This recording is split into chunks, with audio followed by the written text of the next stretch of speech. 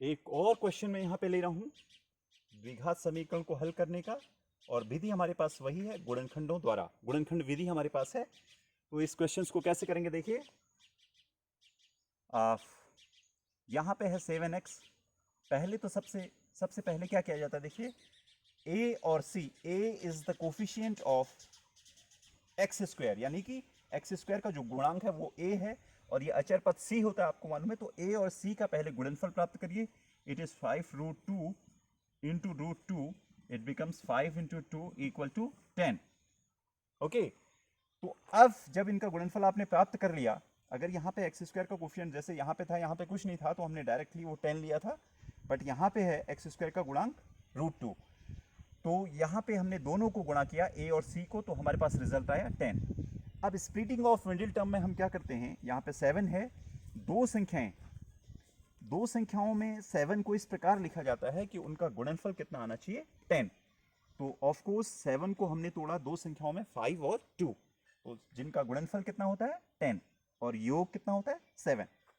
So this implies that √2x square plus 5x plus 2x plus 5√2 equal to 0।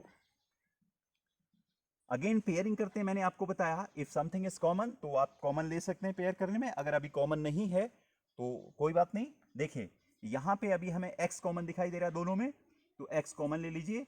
So inside the bracket it will be √2x plus 5 और plus nothing is common दिखाई नहीं दे रहा अभी आपको, तो at least 1 तो common होता ही है इसमें, आपको मालूम है। सो 1 आपने कॉमन ले लिया, सो ये हो गया आपका 2x plus 5√2 equal to 0, right. अब यहाँ पे देखिए, यहाँ से थोड़ा सा बच्चे को प्रॉब्लम आती है इसको सॉल्व करने में, लेकिन ये बहुत इजी है। देखो आपके पास पहला ब्रैकेट यहाँ पे है, दो ब्रैकेट आपके पास हैं। आपने पिछले वाले क्वेश्चन में देखा था कि ये दोनों ब्रैकेट सेम आ गए थे और फिर हमने उस पूरे ब्रैकेट को ही कॉमन ले लिया था। लेकिन यहाँ पे दूसरा ब्रैकेट पहले ब्रैकेट की तरह बनाया जाता है नहीं अभी देखिए, तो उसमें भी हम क्या चेक करते हैं, पहले पद को देखते हैं या फिर दूसरे पद को देखते हैं। अगर पहले पद को आप चेक करें तो यहाँ पे √2 है, यहाँ पे 2 है, और अगर सेकंड पद को तो देखें तो यहाँ पे 5 है और यहाँ पे 5√2।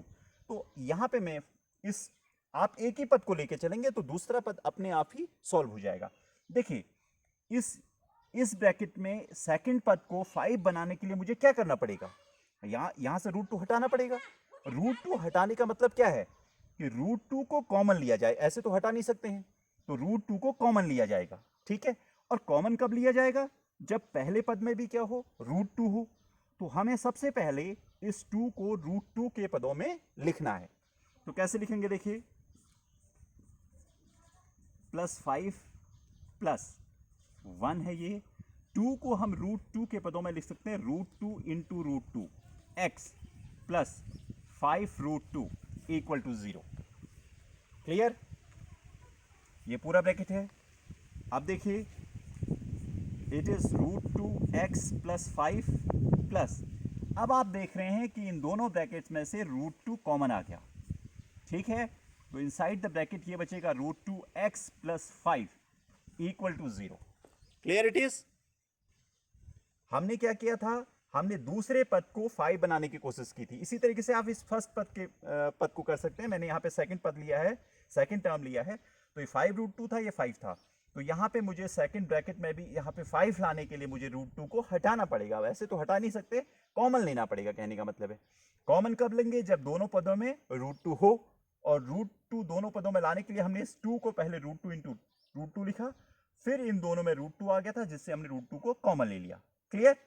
अब देखिए ये पूरा bracket √2x plus 5, √2x plus 5 फिर से कॉमन आ गया, तो ये हमने कॉमन ले लिया √2x प्लस 5, तो यहां से ये बचा x प्लस ये बचा √2 इक्वल टू 0।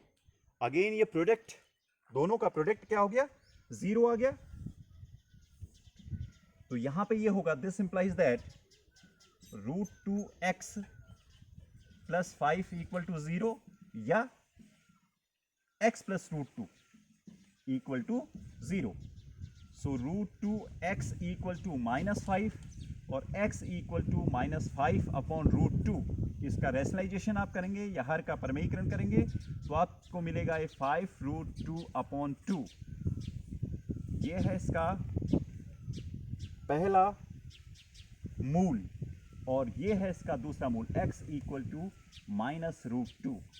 तो ये हैं इस द्विघात समीकरण के दो मूल या द्विघात समीकरण के हल। सिंपली आई थिंक आपके समझ में ये आ गया होगा। Okay, thank you.